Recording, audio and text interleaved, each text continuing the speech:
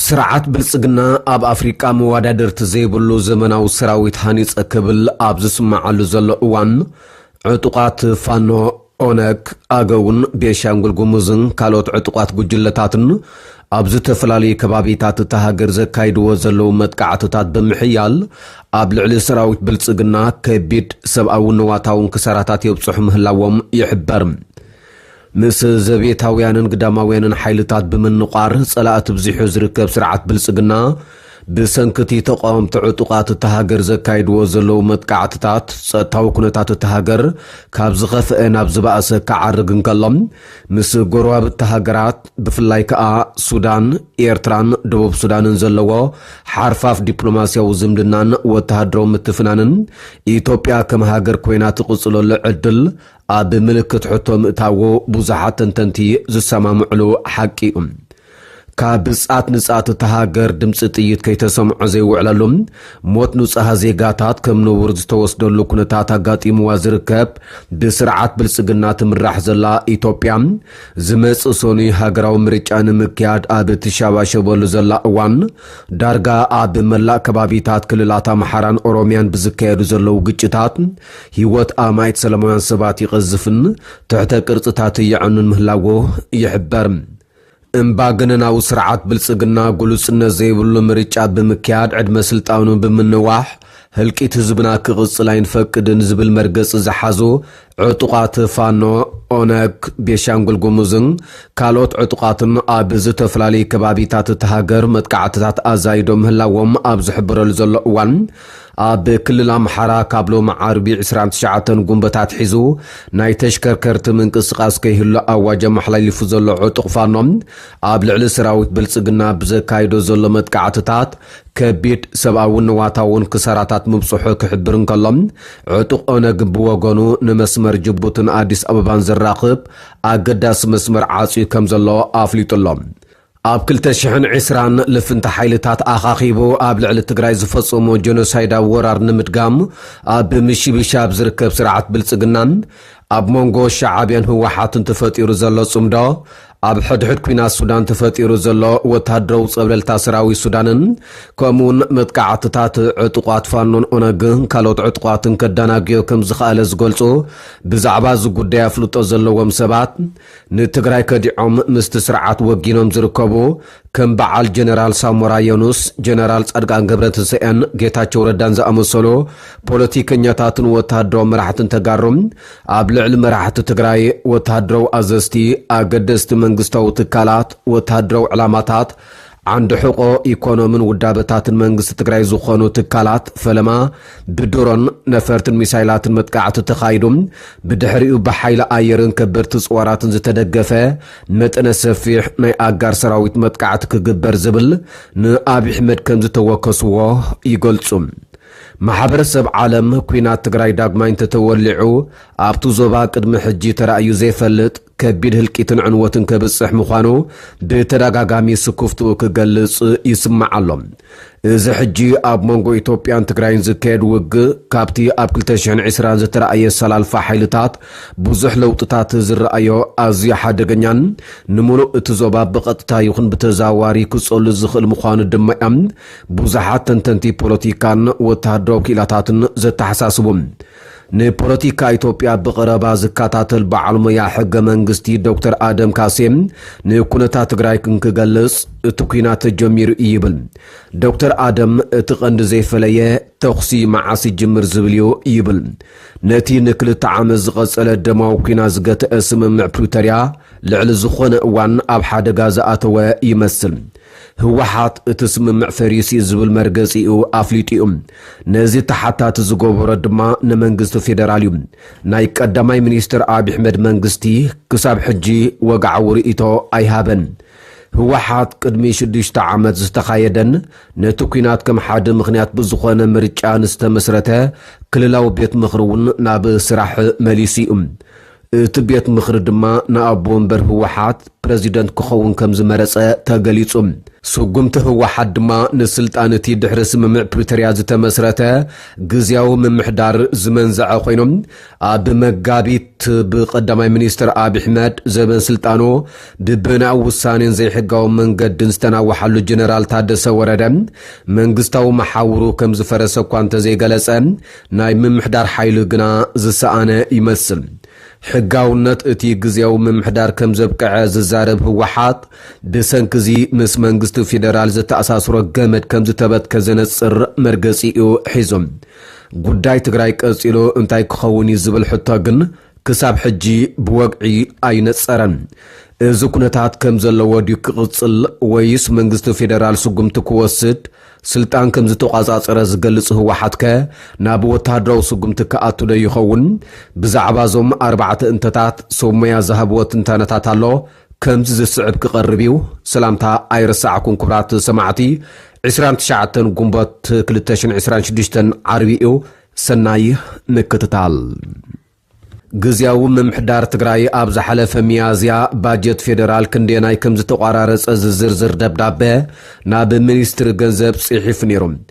እቲ ደብዳቤ ከም ዘመልክቶ ካብ ጥቅምቲ ጀሚሩ ናብ ትግራይ ይላኽ ካብ ዝነበረ 17.1 ቢልዮን ብር 8.5 ቢልዮን ጥራዩ ተሰዲዱ ቀዳማይ ሚኒስትር አብይ ኣሕመድ ግና ኣብ ባይቶ ፌደሬሽን ቀሪቡ መብርሂ ኣብ ዝሃበሉ እዋን መንግስቲ ንትግራይ ዝምድቦ ባጀት ንልምዓት ዘይኮነ ንዕጡቃት ይውዕል ኣሎ ብምባል ከሲሱ ነይሩ ደብዳቤ ግዝያዊ ምምሕዳር ትግራይ ኣብ መጋቢት ክስደድ ካብ ዝነበሮ ባጀት 50 ሚእታዊት ከም ዝተላእከ እዩ ጠቂሱ መንግስቲ ፌደራል ኣፍልጦ ንዘይህቦ ካቢነ መንግስቲ ደብረጽዮን ገብረ ሚካኤል ባጀት ክልእኽ ድዩ ዝብል ሕቶ ንኽላዓል ድማ ዝድርኽ እዩ ቀደሙውን ቡድሆታት ንዝነበርዎ ስምምዕ ፕሪቶርያ ዝያዳ ናብ ሓደጋ ዘእተወ ስጉምቲ ህወሓት 3 ሰሙን እኳ እንተቁፀረ መንግስቲ ፌደራል ዛጊት ወግዓዊ ርእቶ ኣይሃበን ኣብ ወንበር ህወሓት ደብረጽዮን ገብረ ሚካኤል 30 ሚያዝያ 2018 ዓመተ ምህረት ግእዝ ንፈለማ እዋን ካቢነኡ ኣብ ዝኣከበሉ እዋን ስልጣን ግዝያዊ ምምሕዳር ብሓይሊ ይተሓዝ ከም ዘሎ ብመንገዲ ገጽ ፌስቡክ ቤት ጽሕፈት ፕሬዚደንት ዝገለጸ ጀነራል ታደሰ ወረደ ብድሕሪ ድምፁ ኣይተሰምዐን በንጻሩ ስልጣን ከም ዝተቋጻጸረ ዝኣወጀ ኣብ ወንበር ህወሓትን ዘጣየሶ ካቢነን ውሳነታት ብምሕላፍ መሪሕነት ክቕጽል ይረአ ኣሎ ምሁር ሕገ መንግስትን ፖለቲካን ዶክተር አደም ካሴ ከም ዝብሎም ሕጂ ኣብ ትግራይ ዘሎ ኣይ ሰላም ኣይ ኩናት ኩነታት ንርክብ መንግስቲ ፌደራልን ምምሕዳር ትክልልን ዝሓላለኹ መንግስቲ ፌደራል ኣጣይሰዮን ኣፍልጦ እህበን ዝብሎ ግዝያዊ ምምሕዳር እንተፈሪሱ በየናይ መልክዕ ምስ ክልል ትግራይ ከም ዝራኸብ ኣይፍለጥን ይብል እዚ ድማ ቀደም እውን ብዝተወሰነ ደረጃ ጥራይ ናብ ትግራይ ከኣቱ ዝጸንሐ ነዳድን መሰረታዊ ሸቐጣትን ናብ ክልል ከኣቱ ዝብል ኣብ ምልክት ሕቶ ከም ዘእተዎ የረድም ጉዳይ ፌደራላዊ ባጀት እውን ብተመሳሳሊ ዝለዓል ካልእ ሕቶ ምዃኑ ይሕብር ተንታኒ ፖለቲካን ኣብ ዩኒቨርሲቲ ካልጋሪ ካናዳ መምህር ዝኾነን ፕሮፌሰር ጌታቸው አሰፋ ባጀት ብምኽልካል ከም ድላዮም ኢሉ ንዝተወሰነ ግዜ ክጎድፎም ይኽእል ብምባል ግምቱ ይዛረብ ከም ትንተና ፕሮፌሰር ጌታቸው እዚ ናይ መንግስቲ ፌደራል ስቕታ ክሳብ መወዳእታ ዝቕጽል ዘይኮነ ኩነታት ክሳብ ዝማልኦ ግዜ ዝጽበይ ፕሮፌሰር ጌታቸው ሕጂ ንዝርአ ስቕታ ምኽንያት ክኾኑ ከም ዝኽእሉ ካብ ዝጠቐሶም ጉዳያት ንኽኬድ ሳልስቲ ዝተረፈ ሻብዓይ ሃገራዊ ምርጫን ንዕኡ ዝስዕብ ምስረታ መንግስትን ይርከብዎም ዝመጽእ እዋን ክረምቲ ምዃኑን ኣብ ማእከላይ ምብራቕ ዘሎ ግጭት እውን መንግስቲ ፌደራል ስጉምቲ ንዘይምውሳድ ከም ምኽንያት ክኾኑ ከም ዝኽእሉ ይሕብር ዶክተር አደም እውን ብተመሳሳሊ እቲ ዘሎ ኣይ ሰላም ኣይ ኩናት ኩነታት ምቕጻሉ ምናልባት ንቑሩብ ግዜ እምበር ዘላቒ ኢለ ኣይሓስብን ይብል መንግስቲ ፌደራል ኣፍልጦ ዝህቦ ምምሕዳር ኣብ ስልጣን ስለ ዘይኮነ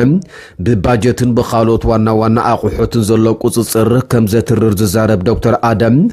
እዚ ድማ ህወሓት ነዞም ጉድለታት ንምምላእ ሙሉእ ብምሉእ ምስ ደገ ርክብ ክፈጥር ክገብሮ ከም ዝኽእል የረድም እዚ ድማ ንመንግስቲ ፌደራል ናብ ካልእ ቁጥዕን ስጉምትን ክእትዎ ይኽእል ብምባል እዚ ጉዳይ እውን ጠንቂ ካልእ ግጭት ክኸውን ከም ዝኽእል ይጠቅስ። ዶክተር አደም ይኹን ፕሮፌሰር ጌታቸው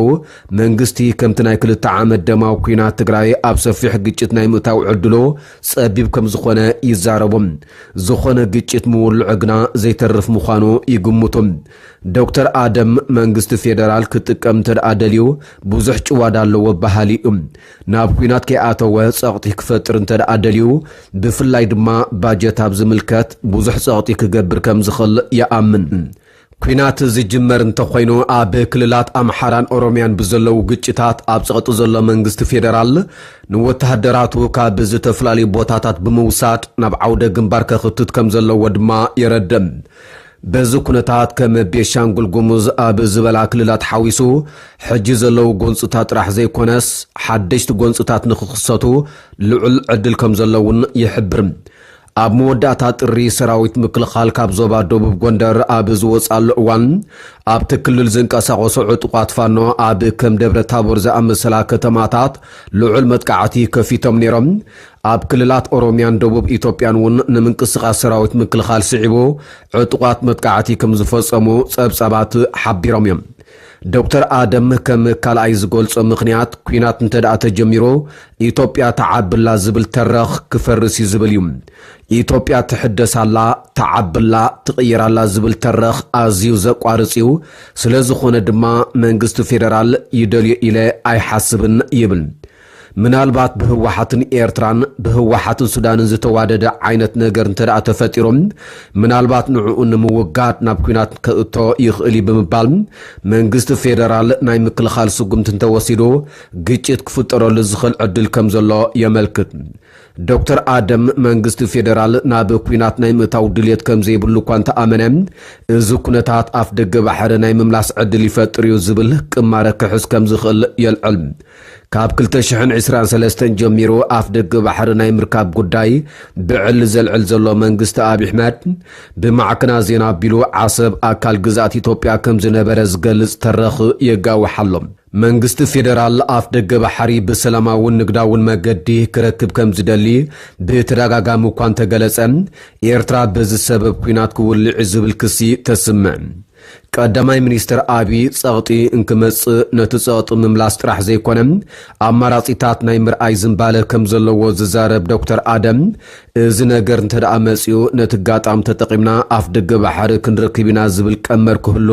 ይኽእል እዩ ይብል። መምህር ዩኒቨርሲቲ ካልጋሪ ፕሮፌሰር ጌታቸው አሰፋ ብወገኑ መንግስቲ ፌደራል ወታደራዊ ስጉምቲ ክወስድ እዩ ናብ ዝብል ድምዳመ ከም ዘዘንብል ይገልጽ። ህወሓት ነባር ቤት ምኽሪ ናብ ስራሕ ከም ዝተመለሰ ኣብ ዝኣወጀሉ መዓልቲ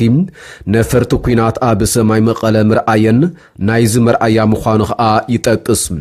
መጠነ ሰፊሕ ኩናት ናይ ምውላዕ ዕድል ጸቢብ ከም ዝኾነ ዝዛረብ ፕሮፌሰር ጌታቸው በንጻሩ ንዝተመረፁ ወተሃደራውን ፖለቲካውን መራሕቲ ዕላማ ዝገበረ ስጉምቲ ክውሰድ ይኽእል እዩ ይብል።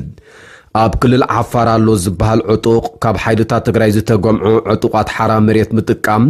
ወይ ንዕኦም ምድጋፍ ክኸውን ይኽእል ብምባል ከዓ ትዕዝብቱ የካፍል። ካብ ሓይልታት ትግራይ ብዝወፁ ወታደራዊ ኣዘዝቲ ዝተመስረተ ሓይልታት ሰላም ትግራይ ዕጡቓት ሓራ መሬት ኣብ ክልል ዓፋርን ኣብ ትግራይን ከም ዝንቀሳቐስ ዝግለጽ ኮይኖም እዚ ዕጡቕ ሓይሊ ምስ ሓይልታት ትግራይ ዝተታኾሰሉ ግዜ እውን ብዙሕ እዩ። ኣባላት እዚ ዕጡቕ ሓይሊ ቤት ምኽሪ ሰላምን ለውጥን ትግራይ ዝተባህለ ምንቅስቓስ ብ9 ጉንቦት ኣብ ኣዲስ ኣበባ ኣብ ዝተመስረተሉ ዕዱማት ከም ዝነበሩ እውን ተገሊጹ እዩ። ኣብ ጉዳያት ምብራቕ ኣፍሪቃ ኣማኻሪ ቀዳማይ ሚኒስትር አብይ ኣሕመድ ዝኾነ ኣቶ ጌታቸው ረዳ ሓዊሱ ዝተፈላለዩ ፖለቲካዊ ሓይልታት ዝተሳተፍሉ እዚ ምንቅስቓስ ብዕልዋ መንግስቲ ስልጣን ዝተቆጻጸረ ዝበሎ ሓይሊ ናይ ምውጋድ ዕላማ ከም ዘለዎ ገሊጹ እዩ። ፕሮፌሰር ጌታቸው መንግስቲ ፌደራል ብዘይ ዝኾነ ግጭት ከም ባጀት ዝኣመሰሉ ቀረባት ሙሉእ ብምሉእ ዘቋርጽ እንተኾይኑ እውን እቲ ጸቕጢ ካብ ወተሃደራዊ ስጉምቲ ዘይንእስ ከም ዝኸውን ይገልጽ። ፕሮፌሰር ጌታቸው ህወሓት ወተሃደራዊ ስጉምቲ ክወስድ ኢለ ኣይኣምንን ይብል። ህወሓት ነዚ ማራጽ እንተደኣ ዘይወስድ ኮይኑ ካብ ዘይምድላይ ዘይኮነስ ፕራግማቲክ ካብ ምዃኑ ይብል። ትተንታኒ መራሕቲ ህወሓት ናብ ወታደራዊ ስጉምቲ ዘይኣትወሉ ሓደ ምኽንያት ምስ መንግስቲ ኤርትራ ዘለዎም ርክብ እዩ ዝብል ገምጋም የቕርብ ብወገን ህወሓት ስጉምቲ ዝውሰድ እንተደኣ ኮይኑ ሓይልታት ትግራይ ንምውላዕ ኩናት ትግራይ ስዒቡ ኣብ ትሕቲ ምምሕዳር ክልል ኣምሓራ ኣብ ዝርከቡ ከባቢታት ምዕራብ ትግራይ ከምርሑ ከም ዝኽእሉ ዝገልጽ ፕሮፌሰር ጌታቸው እዚ ጉዳይ ምስ መንግስቲ ኤርትራ ንዘለዎም ርክብ ከም ዝሓላልኾ ይጠቅስ ህወሓት ምስ ስምምዕ ፕሪቶሪያ ዘይምፍጻም ብዝዛመድ ኣትይሩ ካብ ዘልዕሎም ጉዳያት ምምላስ ግዛኣታት ትግራይን ተመዛበልቲ ዘይምምላስን ዝብሉ እዮም ኣብ ዝሓለፈ ጥሪ ኣብ መንጎ ሓይልታት ትግራይን ሰራዊት ፌደራልን ጎንፂ ዝተወልዐ ሓይልታት ትግራይ ናብ ከባቢታት ጸለምቲ ክንቀሳቐሱ ስለ ዝተገብረ ከም ዝኾነ ጀነራል ታደሰ ወረደ ገሊጹ ነይሮም ሓይልታት ትግራይ ናብ ከባቢታት ጸለምቲ ክንቀሳቐሱ ዝተገብረ ድማ ጉዳይ ተመዛበልቲ ዳግማይ ኣጀንዳ ኮይኑ ክለዓል ንምግባር ከም ዝኾነ እዩ እቲ ጀነራል ሓቢሩ ነይሮም ተንታኒ ፖለቲካ ፕሮፌሰር ጌታቸው ግን ምስ መራሕቲ ህወሓት ርክብ ከም ዘለዎ ዝግለጽ ናይ ኣስመራ መንግስቲ ምዕራብ ትግራይ ተመሊሱ ምስ ሱዳን ምርኻብ ዝብል ዝደልዮ ሴናርዮ ኣይኮነን ባህሊ እዩ መራሕቲ ህወሓት እውን ሻዕብያ ዝደለየ ይበል ንሕና እዚ ክንገብር ኢና ኢሎም ዝኸዱ ኣይመስለንን ብምባል ትዕዝብቶ ይገልጽ ምስ መንግስቲ ፌደራል ዝኣተውዎ ጸገም ኣሎ ጸገሞም ክንክዩ ዝደልዩ እመስለኒ ብምባል ተወሳኺ ምኽንያት የቐምጥ ትዕዝብቲ በዓል ሞያ ሕገ መንግስትን ፖለቲካን ዶክተር ኣደም ካብዚ ዝተፈልየ ኮይኑ መራሕቲ ህወሓት ናብ ኩናት ንኽኣቱ ብሱዳንን ግብፅን ምናልባት ብኤርትራ ጸቕጢ ክህልዎም ይኽእል እዩ ባህሊ እዩ መራሕቲ ህወሓት ምዘን ሃገራት ርክብ ከም ዘለዎም ብዕሊ ኣይገለጹን ይኹን እምበር ሓይልታት ህወሓትን መንግስቲ ኤርትራን ብስም ጽምዶ ልፍንቲ ከም ዝፈጠሩ ምስ ክልቲኦም ኣካላት ርክብ ዘለዎም ማሕበራዊ ሚድያታት እንደገፍቶምን ይዛረቡ ክብል ከዓ ጠቒሱ ኣብዚ ቀረባ እዋን ድማ ኣብ ወፃኢ ንዝርከቡ ጉጅለታት ተቃውሞ ከም ዝወከሉ ዝተገለጹ ውልቀ ሰባት ዝተረኸብሉ ብስም እዚ ጽምዶ ኣብ ሱዳን መድረኽ ኣዳልዮም ካብ ሱዳንን ካብ ኤርትራን ከም ዝኾኑ ዝተገለጹ ውልቀ ሰባት ኣብቲ ኣብ ፖርት ሱዳን ዝተዳለወ መድረኽ መደረ ኣስሚዖም ክብል ከዓ ኣዘኻኺሮም ሰራዊት ምክልኻል ኢትዮጵያ ብወገኑ ኣብ ባይታ ክነብሩ ደኢና ኢሎም ምንቅስቓስ ኣብ ልዕሊ ዝገበሩ ኣካላት ስጉምቲ ከም ዝወስድ ኣጠንቂቑ እዩ ዶክተር ኣደም ከም ዝብሎ ጉዳይ ኣካታዕቲ መሬት ማሕለኻ ክኸውን ዝኽእል እኳ እንተኾነ መራሕቲ ህወሓት ምስ ሓይልታት ፋኖ ልፍንቲ ክፈጥሩሉ ዝኽእሉ ዕድል ዕፁው ኣይኮነን ይብል ህወሓት ስልጣን እቲ ክልል ናይ ምቁፅጻር ስጉምቲ ዝወሰደ ብዝጸናሐና ቁፅሪ ድኽመትና ይሰፍሕ ኣሎ ነገራት ክልወጡ ኣለዎም ብዝብል መርገፂ ከም ዝኾነ ዶክተር ኣደም ኣረዲኦም ናይ ምትኳስ ጸቕጢ ዘሎ ኣብ ህወሓት እዩ ምኽንያቱ ብባጀት ብነዳዲ ብጉዳይ መሬት ኣብ ኩሉ ቦታ ኣብ ጉዳይ ፍትሒ ብሰላማዊ መገዲ ከምጽየ ዝብል ክኸውን ኣይክልን ብዝኾነ ይኹን መንገዲ ዝደልዮ ነገር መንግስቲ ፌደራል ብፍቓዱ ማለት ብወለንታ ክገብረሉ ዝኽእል ኣይመስለንን ከዓ ይብል ክልቲኦም ተንተንቲ ኣብ ስምምዕ ክብጻሕ ይኽእል እዩ ዝብል ሙሉእ ብምሉእ ካብ ግምት ወፃኢ እኳ እንተዘይገበርዎም ናይ ምዃን ዕድሉ ጸቢብ ዝብል ግምት ኣቐሚጦም ብመሰረት ነቲ ኩናት ዝገትአ ስምምዕ ፕሪቶሪያ መንግስቲ ፌደራልን ሓይልታት ትግራይን ተደራደርቲ ኣካላት ፖለቲካዊ ልዝብ ክገብሩ ትጽቢት ይግበር ነይሩ ሕጂ ናብ ዳግማይ ዝርርብ ዝቕመጡ እንተደኣ ኮይኖም ህወሓት ፈሪሲ ብዝበሎ ስምምዕ ፕሪቶሪያ መሰረት ክካየድ ይኽእል ዶ ዝብል ሕቶ ዝለዓለሉ ጉዳይ ብቐጥታ ክዛተዩ ይኽእሉ ድዮም ወይስ መንጎኛ ከድሊ ዝብል እውን ካልእ ሕቶ እዩ ካብ መንጎኛታት ስምምዕ ፕሪቶሪያ ሓደ ዝነበረ ፕረዚደንት ናይጄርያ ነበር ኦሉሴጉን ኦባሳንጆ ሕብረት ኣፍሪቃ ኣብ ቀርኒ ኣፍሪቃ ሰላምን ምርግጋእን ንምምጻእ ንዝገብሮ ጻዕሪ ንኽድግፍ ብሽዱሽተ ጉንቦት ዳግማይ ሸሚዎሎም ፕሮፌሰር ጌታቸው ግን ጉዳይ ዝርርብ ዝለዓል እንተኾይኑ ኣሜሪካ ከተደራደር ኢለ ዝኣምን ይብል ነዚ ብዝዛመድ ሚኒስተር ጉዳይ ወፃኢ ኢትዮጵያ ጊዲዮን ጢሞቴዎስ ኣብ ኣሜሪካ ዝገበሮ ዑደት ከም ኣብነት ከዓ ጠቒሱ